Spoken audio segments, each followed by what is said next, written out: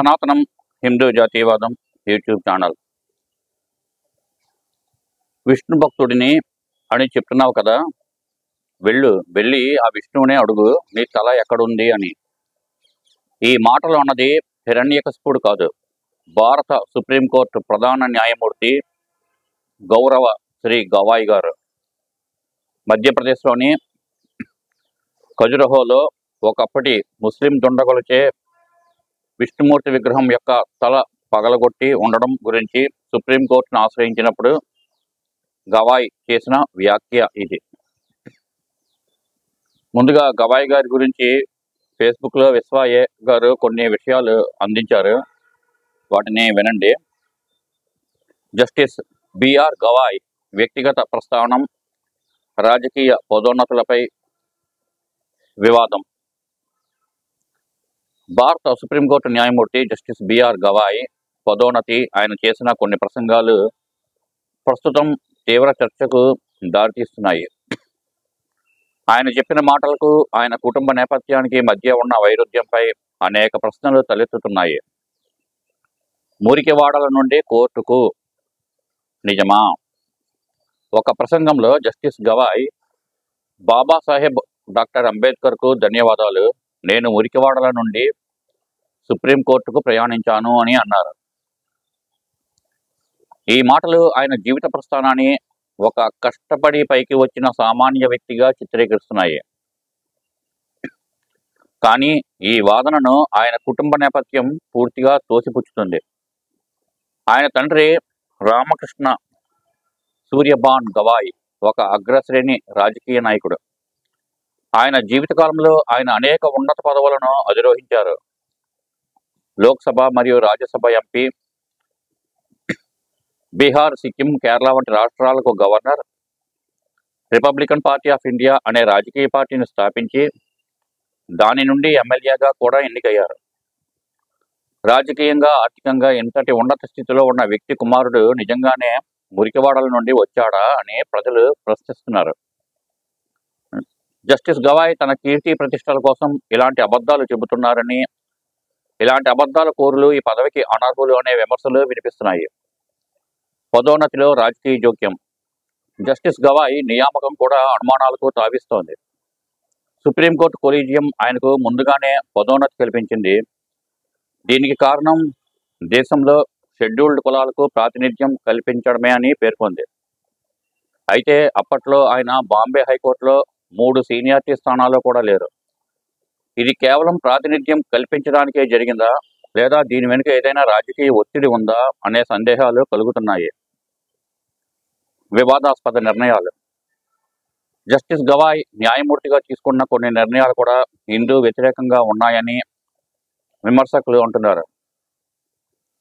మత మార్పిడి చట్టాలు. ఉత్తరాఖండ్, ఉత్తరప్రదేశ్, రాజస్థాన్లలో మత మార్పిడికి వ్యతిరేకంగా తీసుకొచ్చిన చట్టాలను రద్దు చేయాలని ఆదేశించారు. దీపావళి బాణసంచా. దీపావళి సందర్భంగా వాడే బాణసంచాపై దేశవ్యాప్తంగా నిషేధం విధించాలని ఆయన సూచించారు. విగ్రహాల పునరుద్ధరణ. తలలేని విష్ణువు విగ్రహాన్ని పునరుద్ధరించాలని కోరుతూ ఒక హిందువు సుప్రీంకోర్టును ఆశ్రయిస్తే జస్టిస్ గవాయ్ అతనిని ఎగతాళి చేసి పిటిషన్ను తిరస్కరించారు. ఈ నిర్ణయాలన్నీ హిందూ వ్యతిరేకంగా ఉన్నాయని, ఇది కేవలం యాదృచ్ఛికం కాదని విశ్లేషకులు అభిప్రాయపడుతున్నారు. ఆయన పదోన్నతి వెనుక హిందువులపై ప్రతీకారం తీర్చుకోవాలనే ఉద్దేశ్యం ఉందనే అనుమానం కూడా బలపడుతోంది. అంబేద్కర్ సిద్ధాంతాలకు విరుద్ధంగా. జస్టిస్ గవాయ్ అంబేద్కర్ పేరును ప్రస్తావించినప్పటికీ ఆయన తండ్రి మద్దతు ఇచ్చిన కాంగ్రెస్ పార్టీయే అంబేద్కర్ సిద్ధాంతాలకు విరుద్ధంగా వ్యవహరించింది.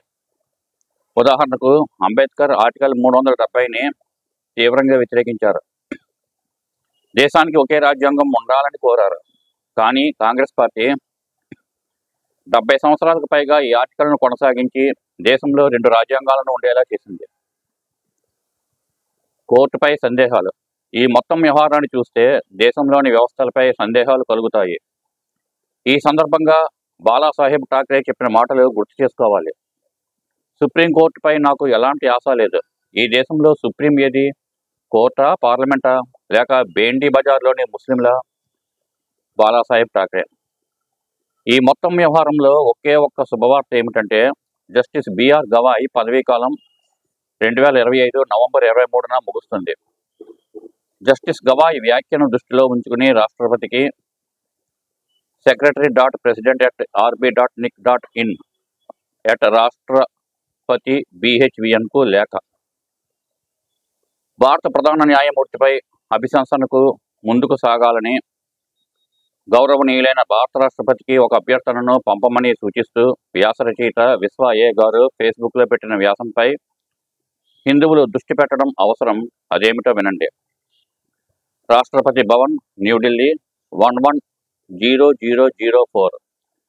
విషయం: భారత ప్రధాన న్యాయమూర్తి విష్ణువుపై చేసిన అవమానకరమైన వ్యాఖ్యలపై రాష్ట్రపతి జోక్యం కోసం అభ్యర్థన. గౌరవనీయులైన రాష్ట్రపతిజీ, భారతదేశం అంతటా కోట్లాది మంది హిందువులు గౌరవించే విష్ణువుపై గౌరవనీయులైన భారత ప్రధాన న్యాయమూర్తి ఇటీవల చేసిన వ్యాఖ్యలపై నేను ఈ దేశం యొక్క ఆందోళనకరమైన పౌరుడిని మరియు సనాతన ధర్మ భక్తుడిని మీకు తీవ్ర బాధతో మరియు వేదనతో వ్రాస్తున్నాను. మన దేశంలోని అత్యున్నత న్యాయ వ్యవస్థ నుండి వచ్చిన ఇటువంటి ప్రకటనలు లక్షలాది మంది విశ్వాసుల మనోభావాలను గాయపరచడమే కాకుండా భారత ప్రధాన న్యాయమూర్తి కార్యాలయం నుండి ఆశించే నిష్పాక్షికత, గౌరవం మరియు బాధ్యతపై తీవ్రమైన సందేహాలను కలిగిస్తాయి. భారత రాజ్యాంగం ఆర్టికల్ 25 ప్రకారం ఒకరి మతాన్ని స్వేచ్ఛగా ప్రకటించే మరియు ఆచరించే హక్కును హామీ ఇస్తుంది. అటువంటి పవిత్ర భావాలను రాజ్యాంగబద్ధంగా రక్షించాల్సిన వారు అపహాస్యం చేసినప్పుడు లేదా తక్కువ చేసినప్పుడు అది ప్రజల విశ్వాసాన్ని తీవ్రంగా ఉల్లంఘించినట్లే. కాబట్టి కేంద్ర రాజ్యాంగ అధిపతిగా మరియు రాజ్యాంగ సంరక్షకుడిగా ఈ విషయంలో దయతో జోక్యం చేసుకోవాలని నేను వినయంగా కోరుతున్నాను. న్యాయం మరియు మత సామరస్యం కోసం ఈ క్రింది చర్యలను పరిగణించవచ్చు. 1. భారత ప్రధాన న్యాయమూర్తిని కోటాది మంది హిందువుల మనోభావాలు తీవ్రంగా దెబ్బతిన్న వారికి బేషరతుగా బహిరంగ క్షమాపణ చెప్పమని ఆదేశించండి. 2. తిరస్కరణ జరిగితే పదవికి రాజీనామా చేసేలా చర్యలు తీసుకోండి. 3. పైన పేర్కొన్నవి ఏవీ జరగకపోతే నిరూపితమైన దుష్ప్రవర్తన మరియు తన పదవికి తగని ప్రవర్తన కోసం భారత రాజ్యాంగంలోని ఆర్టికల్ 124(4) కింద అభిశంసన చర్యలను ప్రారంభించాలని పార్లమెంటుకు సిఫార్సు చేయాలని నేను మీ గౌరవాన్ని కోరుతున్నాను. న్యాయ వ్యవస్థ సాధారణ పౌరుడి చివరి ఆశ. రాజ్యాంగాన్ని పరిరక్షించే బాధ్యత వహించేవారు లక్షలాది మంది విశ్వాసానికి వ్యతిరేకంగా అవమానకరమైన వ్యాఖ్యలకు పాల్పడితే అది చట్టపాలన మరియు భారతదేశ లౌకిక నిర్మాణం రెండింటినీ దెబ్బతీస్తుంది. కాబట్టి ఈ ప్రాతినిధ్యాన్ని అత్యంత గంభీరంగా పరిగణించి న్యాయం జరగడమే కాకుండా న్యాయం జరిగేలా చూడాలని నేను మీ గౌరవనీయులను వేడుకుంటున్నాను. భవదీయులు, పేరు కిందన భారత పౌరుడు. నా పని పూర్తయింది, ఇక మీదే ఆలస్యం ఉంటున్నారు. దీన్ని ఇంగ్లీష్లో కూడా చూద్దాము. రైట్ ఏ లెటర్ టు రాష్ట్రపతి BHVN to proceed for impeachment of Chief Justice of India. #email seccy.president@rb.nic.in to the Honorable President of India, Rashtrapati Bhavan, New Delhi 110004. Subject: request for presidential intervention regarding disparaging remarks made by the Chief Justice of India against Lord Vishnu. Respected Rashtrapati Ji, I, a concerned citizen of the nation and a devotee of Sanatan Dharma, am writing to you with utmost pain and anguish over the recent remarks made by the Honorable Chief Justice of India concerning Lord Vishnu, revered by crores of Hindus across Bharat. Such statements from the highest judicial authority of our land not only wound the sentiments of millions of believers, but also cast serious doubts on the impartiality, dignity, and responsibility expected of the office of the Chief Justice of India. The Constitution of India under Article 25 guarantees the right to freely profess and practice one's religion. When such sacred sentiments are mocked or disparaged by those who are constitutionally bound to protect them, it creates a grave breach of public trust. I therefore humbly request Your Excellency as the constitutional head of the Union and the guardian of the Constitution to kindly intervene in this matter. The following actions may be considered in the interest of justice and communal harmony. 1. Direct the Chief Justice of India to issue an unconditional public apology to crores of Hindus whose sentiments have been deeply hurt. 2. In case of refusal, initiate steps to ensure his resignation from the post. 3. Should neither of the above occur, I urge Your Excellency to recommend to Parliament the initiation of impeachment proceedings under Article 124 of 4 of the Constitution of India for proven misbehavior and conduct unbecoming of his office.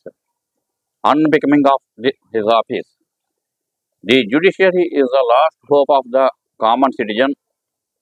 If those entrusted with safeguarding the Constitution themselves indulge in disparaging remarks against the faith of millions, it undermines both the rule of law and the secular fabric of India. I therefore beseech Your Excellence to treat this representation with the utmost seriousness and ensure that justice is not only done but it also seen to be done. With highest regards, name a citizen of India. Bharat Mata ki Jai.